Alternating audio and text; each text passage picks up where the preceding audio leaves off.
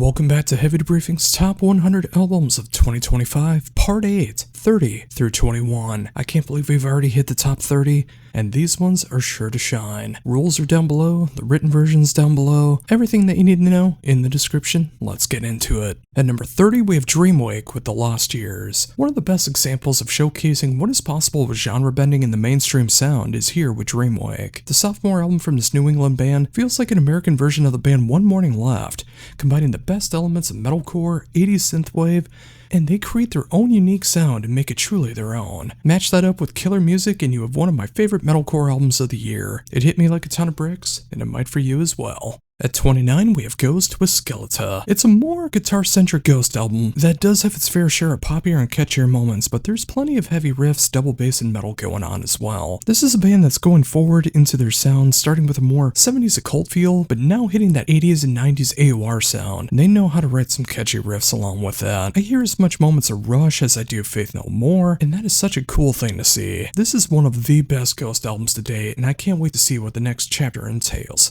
At 28, we have Am I in Trouble with Spectrum. Am I in Trouble is a band that swings for the fences at their very first at-bat and knocks it out of the park. Calling this album almost any genre feels like it's leaving something out that fits the album. So let's go with avant-garde metal for now. While adding to that style, you'll probably hear more throughout more of black metal and so much more. Every song on this album is named after a different color, and that color for the song is meant to represent a feeling, a location, an idea involving that color. It's blackened, it's doomy, it's oddball. It has a song about Kirby in it. It's a real sense of how colors and emotions are tied hand in hand. At 27, we have The Biscuit Merchant with Tempora. The 10th album from this extravagant and eclectic project. There is so much to love. If you love the likes of Devin Townsend, Opeth, Dream Theater, etc., but you want it done just a bit heavier and catchier, then this is something you need to give your full attention. Thankfully, with that, there will be 26 albums under this moniker, each album named after a different letter of the alphabet. Tempora is showing off some impressive songwriting and performances, all while finding a way to never get self-indulgent and wanky. Bank this up with some incredible production value, and you have easily some of the best progressive death metal albums of 2025. While this may be an overwhelming concept to comprehend, let alone listen to, give Tempora a shot and see if it's for you. This is how you innovate progressive metal. At 26, we have Sometime in February with Phantom Sea. Their blend of instrumental progressive metal takes moments of the heaviest ends of bands like Between the Buried and Me, the shreddy side of bands like Dream Theater, the occasional genre bending, and moments that remind me so much of olden days Scale the Summit, and you have such an incredible album from start to finish. The band has been garnering attention since their inception, and I am so happy for them, and it's all well deserved. If you want a refreshing take on instrumental metal, this is an album that you need to check out. At 25, we have Frog with Eclipse. The debut album from this New York band is one of the most authentic displays of how to meld genres together in a heavy fusion I've heard in a very long time. It's astounding how this can get so brutal, yet so catchy, yet makes your jaw drop at the technicality and songwriting on display. With just raw enough but polished sound, it feels like when you wish Between the Buried and Me were still capable of making music while going bonkers. Imagine that mix of Between the Buried and Me, the Zenith Passage, Unexpect, and the catchiness of Protest the Hero, and you have your new favorite band with Frog. At 24, we have Vigil Hunter with their self-titled debut. The self-titled debut from this progressive power metal band takes you right back to the 80s era of the genre and makes you beg for more. The album hits everything that I love about bands of Sanctuary, Fate's Warning, Crimson Glory, and Sabotage, and creates some of the most catchy but hard-hitting music of the genre.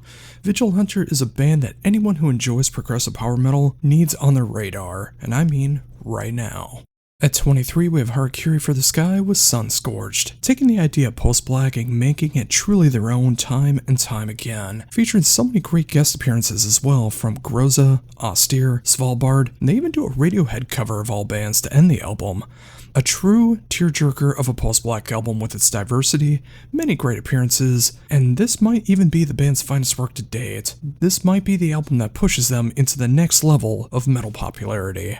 At 22, we have Defecto with Echoes of Isolation. This is exactly what 2025 progressive metal should be in every way. As a concept album that explores mental health and the ailments that come from it, it matches each song to a different ailment to match how it feels to have to deal with those issues. To the musicianship on hand that only gets better the more you listen to it. Even if you just care about the music, imagine a mix of Borealis, Evergrey, and Symphony X, and you'll start to hear what this band is all about.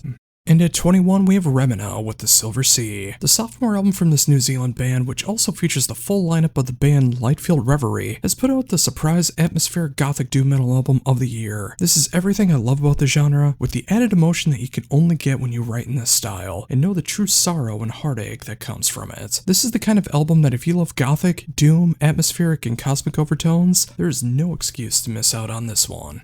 And there you go, folks, another 10 albums down for Heavy Debriefings Top 100 Albums of 2025. What'd you think? Did I pick out some good albums? Did I pick out some bad albums? Anything that captured your interest? Anything you want to check out? Anything that you think will hit the top 20? Please let me know down below. And of course, like, comment, share, subscribe, hype, all of that good stuff. And make sure to come back tomorrow when we finally crack into the top 20 with Heavy Debriefings Top 100 Albums of 2025 Part 9, 20 through 11. Until then, this is Josh Runquist for Heavy Debriefings saying, embrace the Skullet.